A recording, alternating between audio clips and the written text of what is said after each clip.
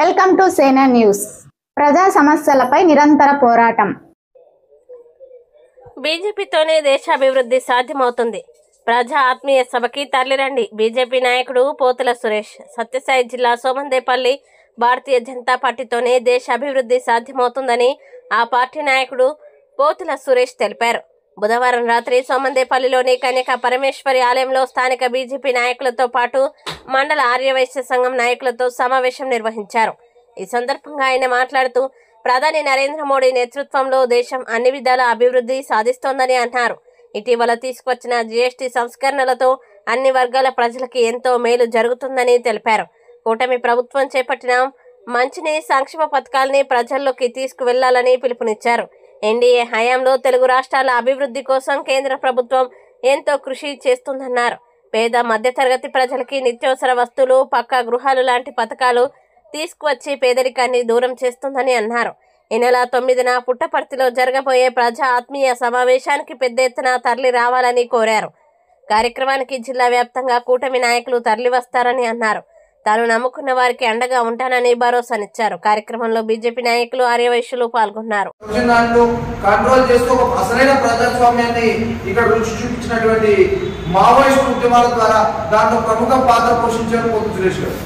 అదంతా మనందరికీ తెలుసు. దాదాపు పోతుల సురేష్ గారు అంటే పరిచయం ఉన్న ప్రతి వ్యక్తి ఆయన సామాజిక ఉద్యమాల ద్వారా చేసిన మంచి, ఆయన ద్వారా ఎందుకు బీజేపీ అని వస్తే మనము ఈరోజు ఇక్కడ ఆర్వేశ దాంట్లో కూర్చున్నాం కాబట్టి వైశ్యాల గురించి కూడా 2 మాటలు చెప్పాలి.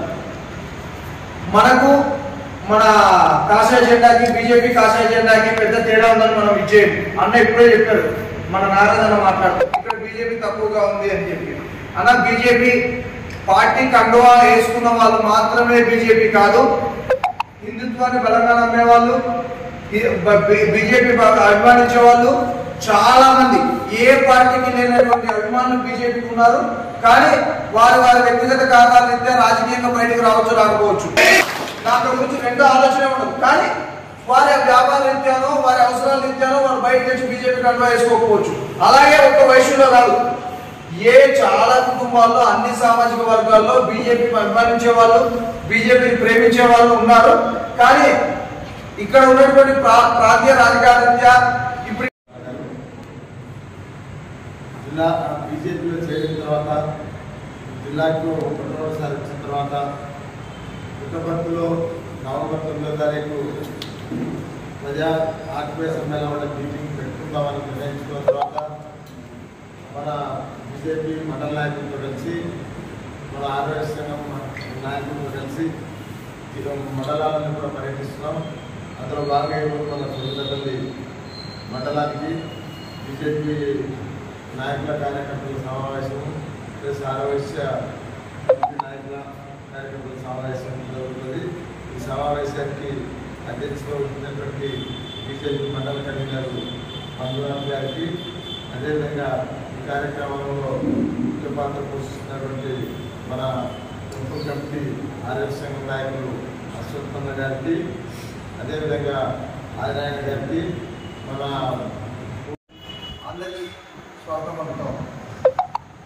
ఇక్కడ తర్వాత మాట్లాడబోయే ముందు మనమందరం ఇక్కడ కూర్చోవడానికి, ఈ ఏర్పాటుకు దీన్ని సంరక్షించేదానికి మనందరికీ రోషే గారిని స్మరించుకుంటూ ఈరోజు నా యొక్క ఎందుకు ఆయన స్మరించుకోవాలంటే, ఒకనొక దశలో సోమందేపల్లి వాళ్ళందరికీ తెలిసే ఉంటుంది, రోడ్డు పోయి ఇబ్బంది పడుతున్న పరిస్థితుల్లో ఈ సమస్యని ఇంత చిన్నవు అంటే ఆయన ఒక రాష్ట్ర ముఖ్యమంత్రిగా ఉన్నప్పుడు, ఒక పై స్థాయిలో రాష్ట్ర మంత్రిగా ఉన్నప్పుడు ఇంత చిన్న గ్రామం మీద కూడా ఈ గ్రామం నుంచి వెళ్ళి ఆయన రిక్వెస్ట్ చేసిన వెంటనే ఆయన దృష్టిలో పెట్టుకొని ఈ సమస్యను పరిష్కరించి ఈ రోజు ఇంత పెద్ద మనమందరం ఇక్కడ కూర్చొని ప్రశాంతంగా మాట్లాడుకోవాల్సిన ఏర్పాటు ఇక్కడ ఉంది అంటే తప్పకుండా ఆయన మనందరం గుర్తుపెట్టుకోవాలా, ఆయన అందరినీ స్మరించుకోవాల్సిన అవసరం ఉంది.